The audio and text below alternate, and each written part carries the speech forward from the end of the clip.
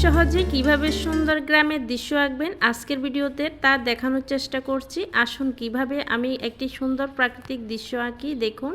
তো প্রথমে আমি একটি ত্রিভুজ এঁকে নিয়েছি, এরপর দুই পাশ থেকে দুটি লাইন টেনে একটি ঘরের শেপ দিয়ে নিচ্ছি। এখন ঘরের উপরে একটি গাছ এঁকে নিচ্ছি, মানে ঘরের উপরে দেখতে লাগছে কিন্তু গাছটি ঘরের পাশে। এখন গাছের ডালপালা এঁকে নিচ্ছি, এরপর পাতা দিয়ে দিচ্ছি চারপাশ থেকে ঘুরিয়ে।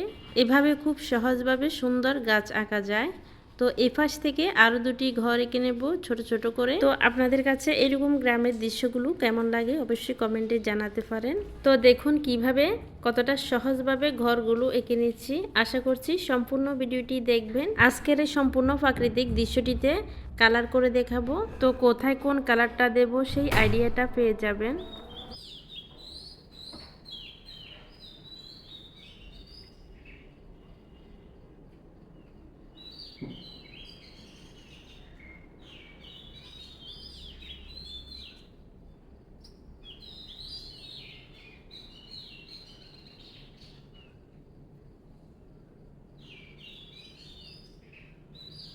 তো ঘরের উপরে গাছ এবং কলা গাছ এঁকে নেব।